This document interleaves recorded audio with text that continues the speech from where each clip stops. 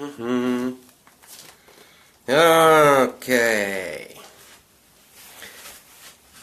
I'm AJ Hogue, the author of Effortless English.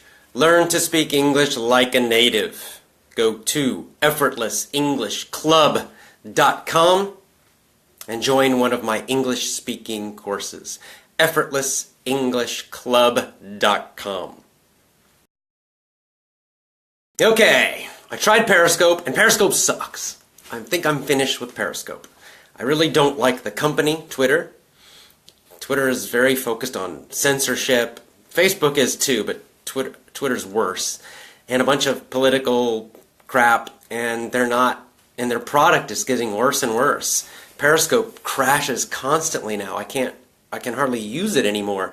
Every time I try to use it, it crashes after a couple minutes. Okay, so back again. Anyway, so lots of problems with Periscope. Clearly some problems with Facebook Live also, but anyway, I think I'm done with Twitter. Twitter is just not a good company. I don't like them, and I'm hoping Gab.ai will improve. Gab has some problems, however. They're new social media. I think they have some potential, but they have some problems right now, and they're just not ready for lots of people. Maybe they'll be a good option, a good choice in the future. So, I recently did a show about the year 1066, about the history of the English language, and 1066, a very, very important year for English. And if you remember in that show, I talked about three groups. There were three groups trying to control England, trying to become the rulers of England. Three groups led by three kings. King William, the Normans in northern France.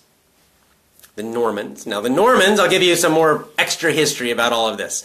The Normans actually were kind of a mix of the local French, the Gauls, the Gallic people. Age, which was really, the Viking Age ended in 1066. I think that's a good mark when the Viking Age finished, because the Battle of Stamford Bridge basically was the end of the Vikings as a powerful force. Before that, the Vikings, they went out on their ships and they invaded lots and lots of countries, and they invaded northern France. So they conquered northern France, they took it over. And then, okay, back again. Boy, the connection's kind of a problem, guys. Sorry. Hopefully you can hear me still. As I was saying, the Vikings, during the Viking Age, so before 1066, their ships came and they conquered northern France. They took over. They became the rulers of northern France. But then they mixed with the local people, the local French people. They, over generations. The Viking people, they mixed with the local French, because there were a lot more of the local French, the Gallic people, and they became the Normans, and they became French-speaking. So they had kind of Viking ancestors and the Gallic ancestors mixed, but they were French-speaking. And the Duke of Normandy, the leader of the Normans, Duke of Normandy, was William. The second group I mentioned were the Vikings, right? The Danes and Norwegians, Denmark and Norway, modern Denmark and modern Norway. That's where the Vikings came from. They came from Sweden, Denmark, and Norway. And there was the king Harald Hardrada, and that's who I'm going to talk about today mostly, Harald Hardrada. The king of Norway, and he became the king of Denmark too. He was the king of Norway, then he had a war with Denmark, he won the war with Denmark, so he had this kind of Viking kingdom. And he wanted to also become the king of England. Because in the past, the Vikings had also invaded England, and they controlled a lot of England. It was called the Danelaw. This is, again, before 1066. The Vikings they invaded everywhere, they conquered a lot of places. But again, same as in northern France, the Viking people that conquered England, eventually they mixed with the locals, the Saxon locals, and they began to speak the local language as well, which is which we call Old English. And that's the third group, led by also Harold, but Harold Godwinson. King Harold Godwinson was the Saxon leader, the Saxon king, the king of England at this time. So you had these three groups that they all claimed that they should be the king. So the old king died, and then Harold Godwinson said, I'm the new king now. But the other two guys said, no, I am the king. And so Harold Hardrada in Norway said, no, I should be the king, because in the past my relatives were kings in England. And then the Norman, William, said, no, I should be the king, because actually the old king had told him he could do it. That's what he said, that he would be the next king. We don't know if he's lying or not. But anyway, they all three wanted to be king. So I talked about those two battles, Hastings and Stamford Bridge. The first one was Stamford Bridge. I just want to talk more about that one. It's interesting, even though it was really the battle between the guys who lost eventually. But Harold Hardrada, a very interesting guy. I have Viking ancestors, right? I have ancestors from Denmark, so I'm very interested in the Vikings. And Harold Hardrada, the last real Viking king, he was an interesting guy. So Harold Hardrada, when he was younger, the Vikings, they would go out to other lands. So Harold Hardrada, he actually went down to Constantinople. So he went down through modern Russia. And again, the Vikings also conquered that area. They were called the Rus. Modern-day Kiev, for example, was founded by the Vikings. And so he went down there, and he went down to Constantinople. Today it's called Istanbul. But at that time, Constantinople, it was the Eastern Roman Empire, also called the Byzantine Empire. But they called themselves the Romans. So they were the Eastern Roman Empire, and Harold Hardrada went down there because Vikings would go down there to work as mercenaries. They would be paid to be fighters for the emperor, the Eastern Roman Emperor. And Harold Hardrada went down there. He wanted to make a lot of money and become famous down there. So he went down there and he served and he fought in battles and he served the Eastern Roman Empire. And eventually he rose up to the top, and he became the leader of the emperor's private bodyguards. You see, the Byzantine emperor, the Eastern Roman Emperor, he had Viking bodyguards. They were called the Varangian Guard. Why? Why did he use Vikings? Because the emperors, they did not trust their own people. Because many emperors in the West, in Rome, and then later in the East, in Constantinople, many of them were murdered by their own people. They were constantly having fights for power, right? Everybody wanted to be the boss, the emperor. And so there were always nobles planning to kill and murder the emperor and replace him. So the emperor didn't trust his own people, so he hired the Vikings. He believed the Vikings were more loyal, more honorable, and that if he paid them enough, they wouldn't murder him. So that's why the Roman emperor, the Constantinople emperor, used Vikings for bodyguards, for their personal bodyguards, the personal Varangian Guard. So Harold Hardrada went down there. He was in the Varangian Guard. I think he became the leader. Maybe not. I may be wrong about that. But he definitely was in the Guard. And he went down there and he made a lot of money and he became famous. And then he came back to Norway and became the king. He also, from the Eastern Romans, he learned military tactics and he learned how to be a commander in battle. So he learned more about fighting and war. Interesting, huh? So then he returned home to Norway and he became the king of Norway. He started a war with Denmark, the Danes. He finally beat them after lots of battles. And then he said, I'm going to conquer England. So 300 ships is what they say. They built 300 ships and a big fleet of Vikings sailed over to England, to North England. They landed, they marched, and they destroyed. They had one small battle and easily won. They went down and they took the city of York, which was a major city at that time. Now I don't know. I've never been to York, but it was kind of the major city of northern England, York. So they easily defeated the local guard there, and they took northern England. And it was getting later in the year. So Harold Hardrada, this is where he made a big mistake. Big mistake. He thought it's getting late in the year, and the King of England, Harold Godwinson, was down in London area, and the south of England. He thought, it will take him a long time to get his army ready and to come north to fight me. So Harold Hardrada, he relaxed too much. So he sent some of his men back to the boats to hang out and wait there. And then he sent some of his men to York, and they took off their armor, and they all just kind of relaxed. They weren't ready. And they got surprised. Because the Saxon army, with King Harold Godwinson, they actually got together really fast, and they marched to the north very, very, very quickly. So as I mentioned before in my show, this is kind of a famous march because they went so fast, very fast. And they surprised the Vikings. They surprised the Viking army. Many of the Viking army, they didn't have their armor on. They were all just hanging out. They were kind of not doing anything, lazy. And a lot of them were back miles and miles away near their ships.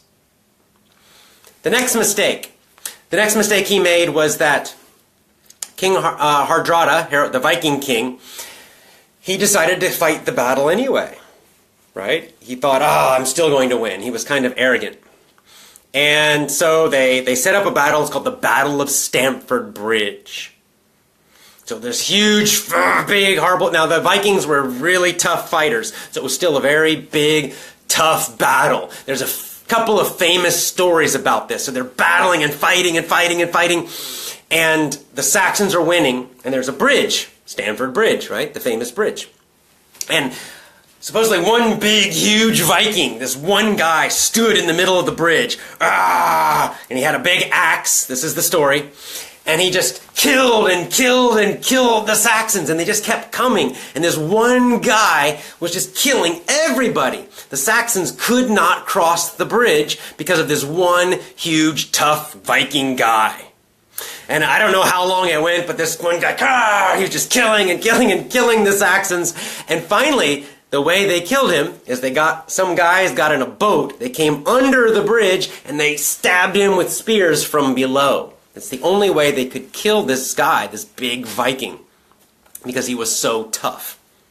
So they finally killed the guy, they came across the bridge, and then it looks like the battle is lost, the Vikings are going to lose. But King Hardrada, the Viking king, he sent a message. Remember, he had guys back at their ships. He had made this mistake. He divided his forces. Well, he sent a messenger there. The guys at the ships put on their armor and ran and ran and ran. They were led by a Viking named Ori. So finally these guys, they made it to the battle just in time, just at the end. But they were running this whole time in their heavy armor, so they were tired. But still, they were crazy, like super aggressive, and they attacked the Saxons. And in the beginning, they were super powerful, and they destroyed the Saxons. The Saxons fell back, and the historians call this Ori's Storm. Ori's Storm. Ori was the leader of that group of Vikings that came from the ships. And the storm, because it was so powerful. So it looked like maybe the Vikings would win. Ori's storm. All Ori's men came. They were going to save the Vikings. But the problem, as I mentioned, they were exhausted because they had to run from the ships. They had to run miles and miles to get there in heavy armor. So they were very strong, but only for a short time. So they attacked the Saxons. It looked like maybe they would win, but then they became exhausted from running and then fighting, and so then they fell back, and the Vikings were destroyed, almost completely destroyed. King Harold Hardrada died. He was killed in the battle. And a few of the surviving Vikings went back to their ships, and they sailed home. And that was the end of the Vikings in England. After hundreds of years of being in England, they were finally finished. And really, that was the end of the Viking Age. That was their kind of last big Viking invasion that lost. Maybe I'll do another video about the next battle, because the second battle, 1066, Harold Godwinson, the Saxon king, had to quickly again moved back south, marched south, because the second invader, William of Normandy, he came in from the south, and they had the other famous battle, the most famous battle, the Battle of Hastings. And of course we know William and the Normans, the French-speaking Normans, won that battle and changed the English language. That's why someone recently sent me something and said, I can't remember, 40-50% of the English language comes from French, the vocabulary. That's why, because the Normans conquered England and they spoke French. And eventually French and Old English mixed together to create what we have now, modern English. Okay, I'll answer a few questions or look at some of your comments now and then move on. Nice haircut. Haha. Just been letting my hair grow. Conversation starter. 100 comments so far. So anyway, I like this stuff. I like history and that time period, kind of the old history, the European Middle Ages, ancient Rome, ancient Greece. Very, very, very interesting to me. And the history of the English language is quite interesting. So you've got this Saxon. Saxon is a Germanic language because the Saxons actually originally came from where Germany is now, and they came over to England, settled. So you have the Germanic core of the language, but then it mixed with French after the Normans, and they mixed together. If you have any questions or comments, I'm happy to take them now, and then I'm going to go. The 45th President of the United States, Mr. Donald Trump. Nah, there's already enough talk about all that stuff. Speak slower. Okay, no problem. Just watch the recording.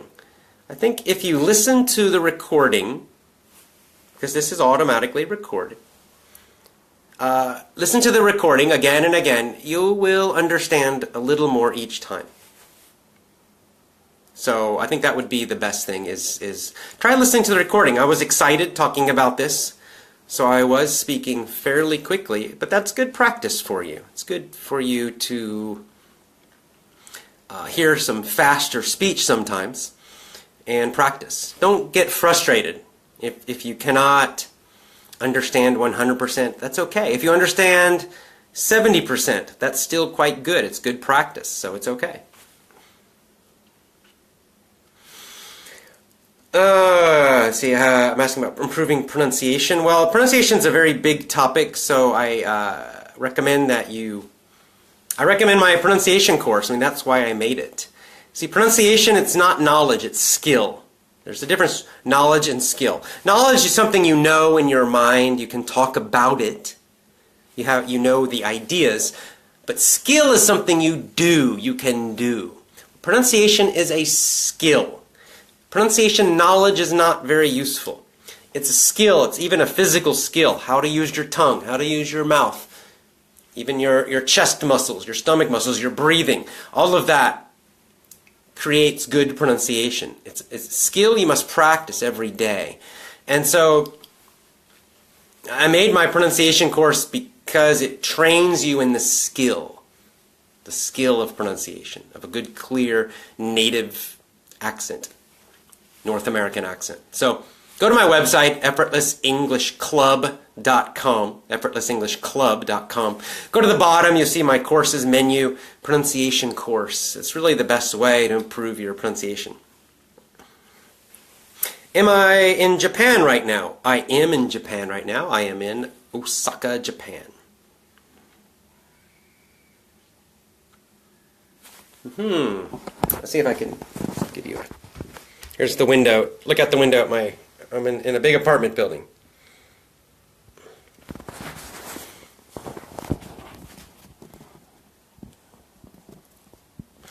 Oh, after listening to you, I opened my own business. Thank you so much for your help. Well, you're welcome. Fantastic. I'm always happy when people start their own business. It's great. You know, I did it myself, obviously, and anyone who wants to be an entrepreneur I encourage you to do it. It's a big adventure. There's no guarantee for success. You might fail, you might succeed, but I wish you success. I hope you succeed, and try it. I'm also in Japan. Very good. Could you say something more about the Vikings? I could talk about the Vikings all day. The Vikings were interesting. There's a TV show called The Vikings, which is pretty interesting. But the Vikings came from, again, now modern countries of Norway, Sweden, and Denmark. And I'm trying to remember, the first Viking raid, I think it was about 700, something like that, around the year 700s. And I don't know, there's different reasons people think of why did they suddenly explode out and start invading and raiding and attacking all these countries in Europe. We don't know. Maybe their population grew and they didn't have enough resources, and there was a lot of pressure for them to go out. But what we do know is that around the 700s, suddenly they built these ships, and they had really good ships. And they went across the North Sea. And first it started kind of small, but they would come over in small groups, and they attacked areas in England first.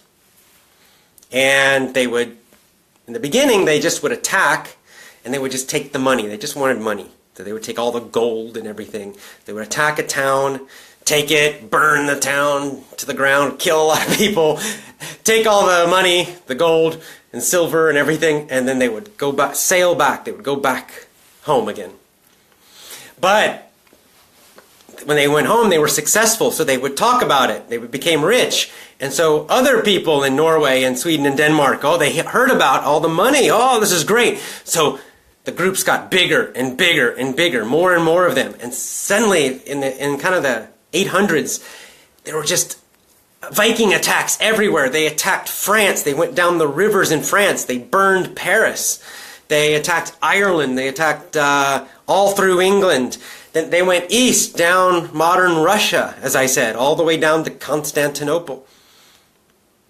So it was a terror. It was horrible. All the countries of Europe, they were terrified of these guys because they would come from nowhere. They would come from the ocean. They never knew when they were coming. So they would have just a peaceful town just sitting around, and suddenly the Vikings would come in their ships and attack and destroy and kill everybody and take their stuff. So they were terrified. It was terrifying for these people. The Vikings were seen as terrifying. And then eventually they got bigger and bigger, and they started having full armies, and they started to conquer places. So they actually conquered most of England. And for a while they ruled England in an area called the Danelaw. So they ruled England. They conquered much of Ireland. They conquered northern France. Iceland, they sailed out, and some of them stayed in Iceland. That's why the Icelandic people are probably the most Viking people in the world now. They're descended. They come from the Vikings, the people of Iceland. And they also conquered Western Russia and Ukraine, what's now Ukraine. Pretty interesting.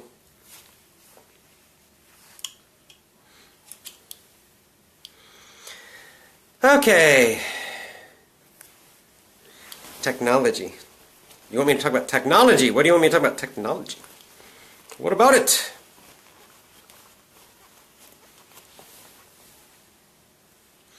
Let's see. Do You Love the Way of the Superior Man by David Deida. I did. I've read the book. I did a lesson about that. And it's a good book. I haven't read it in a long time, but I do. I'd have to read it again, but it's a good book.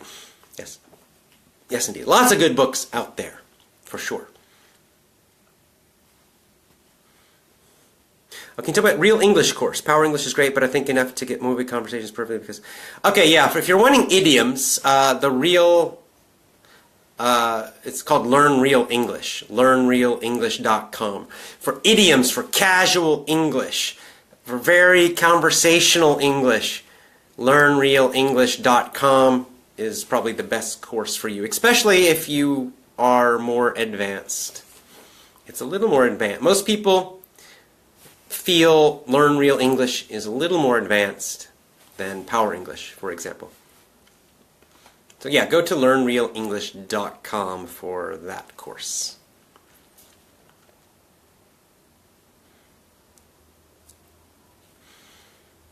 Talk about remembering phrases while speaking. Well, while speaking it's hard, so you got to do it while listening, right? You get phrases from listening, you review the phrases. You're going to forget. It just happens, you forget. It's okay. Don't worry about it. When you're speaking, just do your best. Find the word. If you can't remember the best word, use something else. Just do your best to communicate.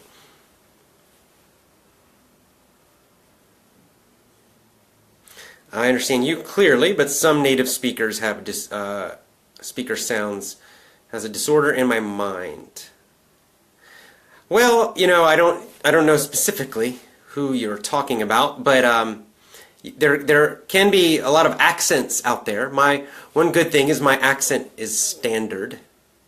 We would say standard. I have the most common North American accent. It's a very standard accent. That's one reason I'm quite understandable. So it's the kind of accent you're going to hear a lot on television. A lot of news readers will have my accent, for example, in America. I'm a student and I'm Vietnamese. I only studied English about 3 months, but I can speak English confidently. Thanks a lot. Well, you're welcome. 3 months. That's fantastic. Very good progress. That's fast. Good for you. Am I a native speaker or non-native? I am native. Native means, native speaker means you learn the language as a baby. That's all it means. So it means you're 100% fluent and it's just 100% natural. You learned it as a baby. That's what a native speaker is. So I'm American. Grew up in America. So yeah, I'm a native speaker of English.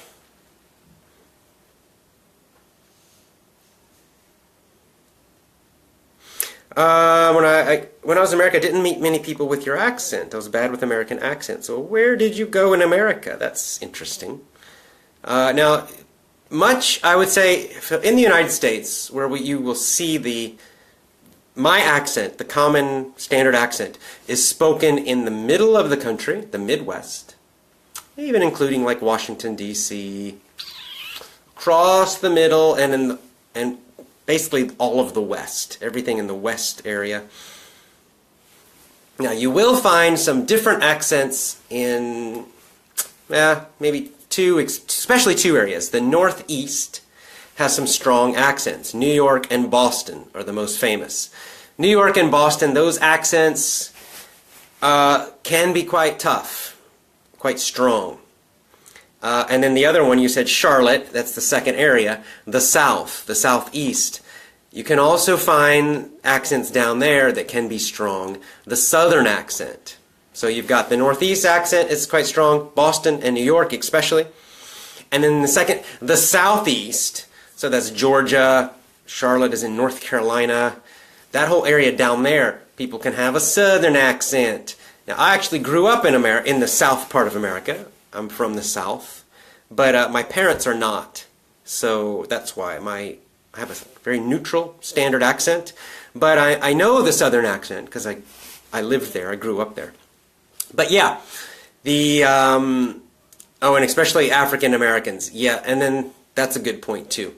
So African Americans, black people, really have their own accent as well. It's complicated actually because it also depends where they live. African Americans in the South, they can have a Southern accent, but they also have their own slang, their own jargon, really almost a dialect, we could say, their own almost form of English. So it's not standard at all, and it can be very tough to understand. And if you have African Americans in the North, it will be similar, but then also might have a little bit of difference as well. So African American, black people, yeah, it can be quite different. It can be very, very tough to understand them because it's just not standard. We call this a dialect. A dialect. A dialect is kind of, it's like different version of a language, right? Japan has this, actually. They have dialects. So in Japan, you have the standard Japanese, which is Tokyo Japanese, basically. But then they have what's called a Kansai Ben, which is the area around Osaka and Kyoto and Kobe, where I am. And they have their own sort of, they have some different vocabulary that they use. They've got a different accent. And there's a couple other ones in Japan. So a lot of countries have this, these dialects. So in America, the two big ones, the very large accent groups are Southern and Northeast. And then even inside those, you can have smaller ones. Like black people have kind of a different one. Also, people who, let's say Mexican people, lots of Mexican people here. If they're not native speakers, then they might have a strong Mexican accent, which can also be difficult for learners to understand. So, do your best. And then over in Europe, you got the same problem in Britain because you've got, I guess, the standard British accent, which is, I think, fairly easy. But they also have their own little regional accents. You've got some strong London accents. You've got the Scottish accent, which is very, very tough. A strong Scottish accent is very difficult, even for me. Irish. The Irish are basically native speakers of English, most of them. Probably all of them. But they also can have quite a strong accent. Please come to Hanoi again, Vietnam. I am planning to. I will do that this year. Don't know the dates yet, but we'll see. How teaching my children learning English? Just talk to them, play with them in English every day is the best thing. After your 40 lessons, 40 days, I started joining a gym and consume wholesome foods. Yay, good. Me too. how many kilos have I lost now? So 7, I've lost 5 kilograms in the last couple months. Yeah, I was getting fat. I was getting fat. I get fat in the winter sometimes, but so I had to get rid of that extra fat. I got a few more pounds, a few more kilograms I want to lose, but much better now. At school or in school, which is correct? Oh, the old at and in. Well, they can both be correct. Depends on the situation. At school has a more general feeling, like you're generally at the location. In school has the feeling of you're inside the building.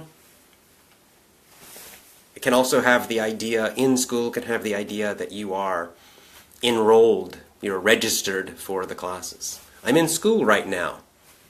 If you say, I'm in school right now, it can mean maybe if you're on the phone and you're inside a classroom, you could say, yeah, I'm in school right now. Or I'm at school right now. Either one would be correct in that situation. But let's say you're at home and someone says, what are you doing? Like, what are you doing in your life? Are you working? And you say, no, I'm at school or I'm in school right now. In would be more correct. I'm in school right now, meaning I'm enrolled in school. I'm registered in school. It's a little tricky. These prepositions are tricky. Sometimes it's not a clear, exact line. Sometimes you can use either one.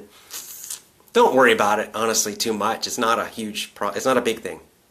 It's quite small. People will understand you, whichever one you say.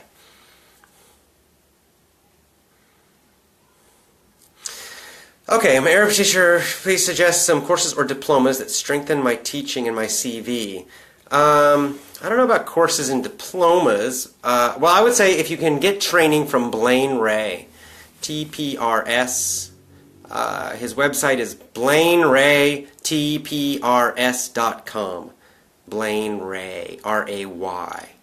Research him. If you can go to one of his conferences, teacher training, I recommend that. That's good stuff. Have you been to France? I have not been to France. I've been to Spain, my favorite country in Europe. Spain. España.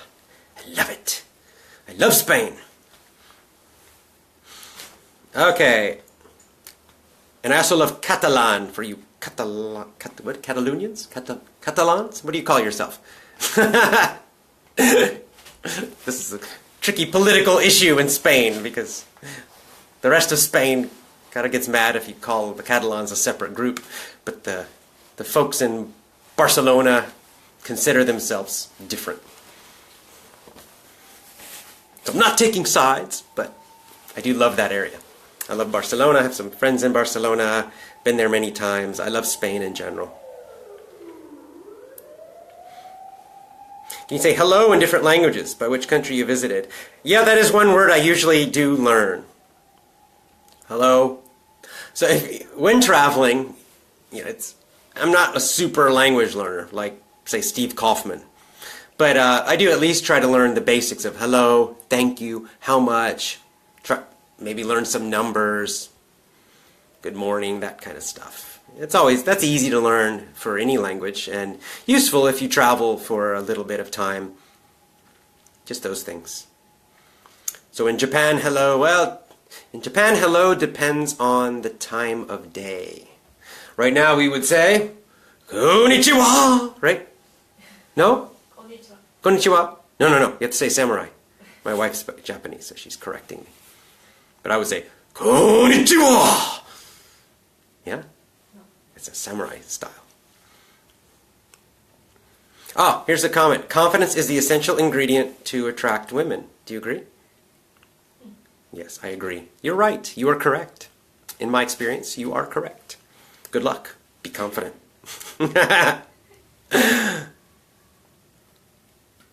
I studied effortless English when I was in high school. Now I'm sharing my effortless English courses with my younger sister. Well, good luck to her. I hope she also has success. Have you ever been to Cambodia? I have been to Cambodia 2 times. Of course, Angkor Wat, it's the famous place. Phnom Penh, forgive my pronunciation. And, I forgot the other town name. Oh, it was quite a nice little town. Can't remember, but yes, I have been to Cambodia a couple times. Phrasal verbs are important for speaking to native speakers. Okay, phrasal verbs, yes they are actually. Phrasal verbs are important. They're important to understand. You don't have to use them. It's not necessary. Because I know they're confusing with all the prepositions. So you don't need to use them. You can, if you want to use just a regular verb when you speak, that's fine, no problem. Just use it, right? As you can say, just say one word, normal verb. But for the phrasal verbs, you do need to understand. The good news, understanding is easier than using. Using's hard. But just understanding the meaning, you do need to because they're so common. So common. We use, in normal conversation, we use phrasal verbs constantly. So you do need to understand the meaning, but if you can't remember how to use them exactly right, which is it? Is it get up? Is it get on? Is it, whatever? Is it eat up? Is it eat in? It's okay. Just say eat. Okay? Or just say go. It's all fine. So when speaking, you don't need to do it. When listening, yes, you need to understand them. Do we need to use more advanced vocab? No. Same idea here. You do not need to use advanced vocab. You do not need to use slang. In fact, I recommend don't try to use slang. It's too difficult to use correctly. You just need to understand it. This is called passive listening, passive understanding. It's actually much easier than using it. So when speaking, use simple, common, direct English. That's fine. Be understood. Don't force yourself to use advanced vocabulary or phrasal verbs or slang or idioms. Often it sounds strange. Don't worry about that. When you're speaking, just common, just like I'm speaking now. But yeah, for understanding, you do need to understand that stuff because people will use it. I'm learning to be an English teacher now. You're my role model. Well, that's very nice. Thank you.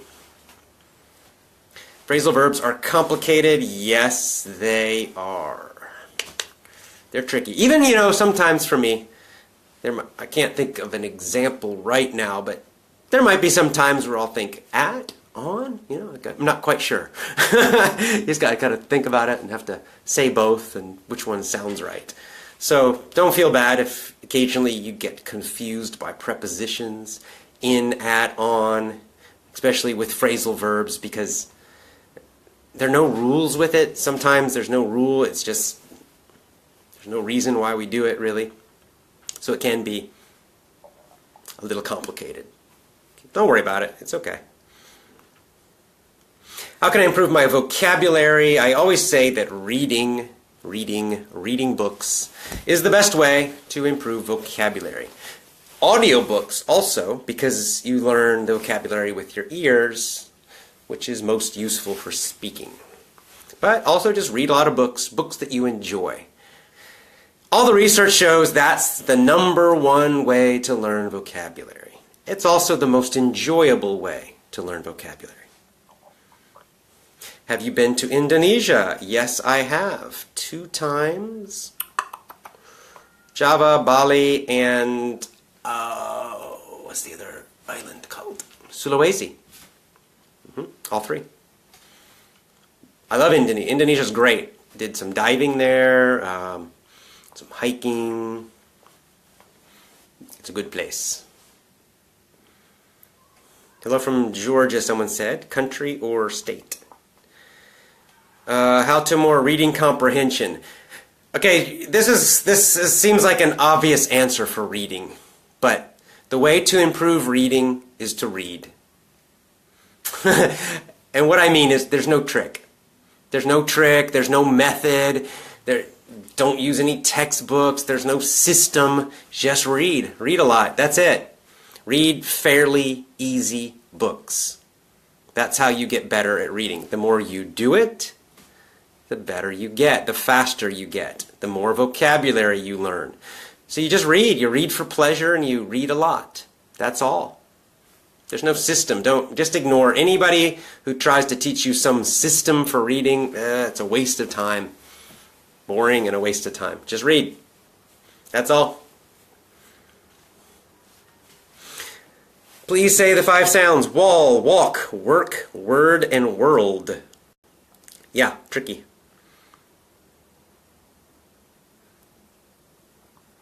Sorry, I don't, Max, I don't do, I couldn't even give you an answer on that right now. I don't teach grammar. I use it, I don't teach it. So trying to memorize that stuff, I don't know. Look in a grammar book, I'm sure you get an explanation. Yeah, the number of views increased when the Viking lesson ended and the English began. Yeah, maybe. Also, the longer I'm here, more people find me. So, 2 reasons. What do I like Japan? Difference between Japan and USA. I do like Japan. There are so many differences between America and Japan. It's hard to think of. Wow, there are lots. I don't even know where to start with the Japanese, but I do like Japan, yes. Quite honestly, I like the countryside of Japan the best. But that's true in most places, actually, not just Japan. I'm not really a city person. For the last maybe 15 years of my life, I have lived in cities. And honestly, I'm just kind of tired of cities. I'm tired of them. I really prefer more countryside and nature. And so Osaka, it's okay, but it's a very big city. So I do get a little tired of that. Really missing nature.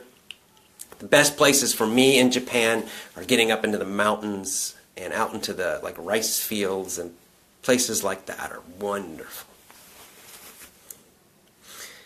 Am I going to do live lessons each week? Oh, no schedule. I'll just do it whenever.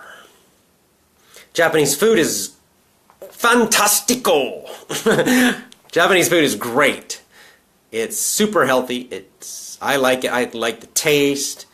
Much better than American food, for sure. I can say that for sure. Japanese food is much better than American food. Far healthier, for sure. Do you know what kind of book for nurses in Vietnam? I don't know. I don't know about that. I have thought about doing a medical English course someday. But I have to learn the vocabulary myself first.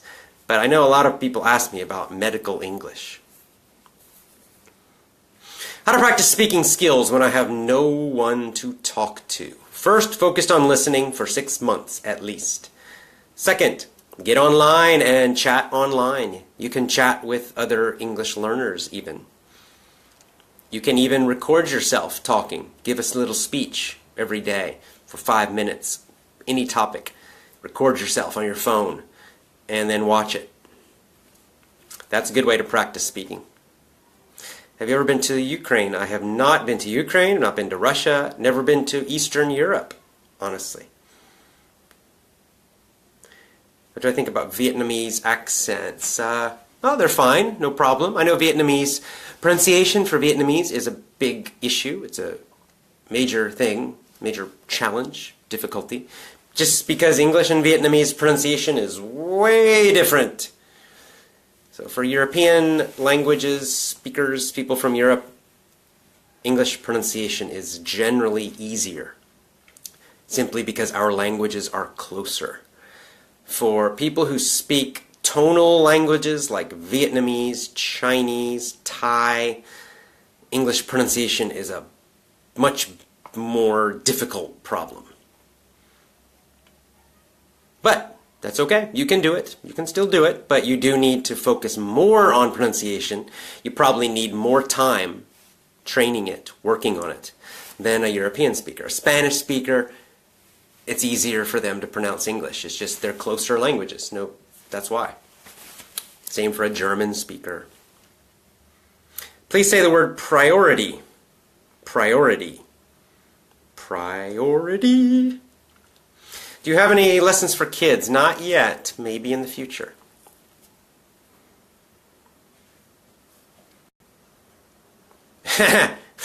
Okay, you're a teacher. What's the most difficult thing to deal with students? Because I'm going to become a teacher. Okay, I'll give you my best advice. The most difficult thing, I don't know if you're teaching. First, it depends if your students are children or adults. Very different students, very different groups. So the problem, the challenge is much different. So I'll start with children. The problem with teaching children is discipline, right? Is keeping them focused. So they're focused, so they're sitting, they're listening. They're not running around, they're not talking, they're not on their phones. If they're older, they're not going crazy. So discipline, class, discipline, leadership. That's super important for kids and even teenagers. Not so much for university, but under university, that's a huge thing. You got to learn it. There's a good book called Tools for Teaching by Fred Jones. Get it. Learn those skills. Super important. It helps with adults too, but it's super important for kids, that those discipline skills, those leadership skills in the classroom. You got to have it. If you don't, you will hate your job, I promise you. Now for adults, it's a different challenge. Adults, it's the opposite. They don't have enough energy. Usually they're tired, they're working, or they're doing other things. Maybe they're bored. So the problem with adults usually is to energize them. And I teach adults, which is why my style is very energetic. That's why I'm always trying to get people up and moving and jumping, and I play music and I do all that stuff. That's great for adults because adults respond to that. It helps adults to become more energetic and to learn faster. My method is not so good for kids. My style, I should say. My method works for kids, but the style of jumping in super energy, not so good for kids because then they go crazy. Okay? I learned this from a lot of experience. When teaching kids, calm is usually better. Calm is usually best with kids. They're already energetic. You don't need to energize them. You need the opposite, to calm them. Calm discipline is best with kids. With adults, a little more energy is good. That's my best advice. I study every day for 5 hours. My English is not improving. How many months? How many months? You need months. Hours are important, but so are months.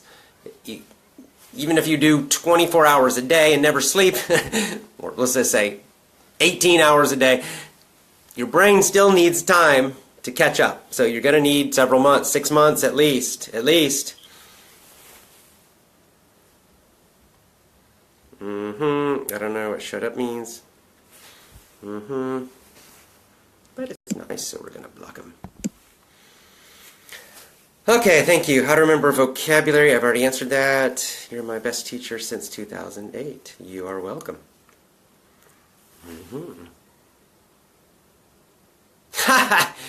Okay, here's a question. I'd like to marry a Japanese girl. Do you know any? Do we know any? They're single Japanese girls? I know. You know? We'll talk. My wife knows. Depends on how old you are. How old are they? 30s? We could make extra money on a dating service. Say water. Water. Water. Water, water, water, water, water. Auld Lang Syne. Why do you want me to sing Auld Lang Syne? That's a New Year's song. Do you know how to learn English very well? I guess. Have you heard opinion about Duolingo website? What's your opinion? I have actually tried Duolingo with Spanish. I find it boring, quite honestly. This is, if you like it, it's okay. But my personal experience with Duolingo was kind of boring and kind of traditional. Like the lessons are still grammar-based and it's kind of textbook style of teaching, I find, with Duolingo. They have a lot of money, the website design is good, but I really don't like the system. I found it kind of boring. I find if you want something else, something like that, but better, I would say Link, LINGQ.com. I like much better. I use that with Spanish also, and I like it much better. Link.com. Love you and your wife. Thank you very much. Can I pronounce girl? Girl. Girl, girl, girl. Girl. What is the Bay Area? The Bay Area means it's the San Francisco Bay Area is what that means. One second. Excuse me. The Bay Area, when we say Bay Area, it means the San Francisco Bay Area. 3 cities, San Francisco, actually 4 cities. San Francisco, Berkeley, Oakland, and San Jose. These cities surround the San Francisco Bay. So the whole region is called the Bay Area. That includes Silicon Valley. Silicon Valley is part of the Bay Area. It's Northern California.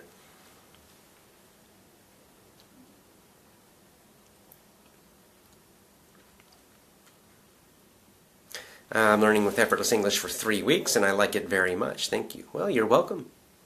You are welcome. Well, I think it's almost time for me to get going. Go outside a little bit. Hope you're doing well. Hope you had a good day. Hope you found the Viking lesson interesting. So I will see you again next time. I'll come back on Facebook Live in the future. So lots of love to you. As always, go to effortlessenglishclub.com, effortlessenglishclub.com, and join one of my English speaking courses. Bye for now.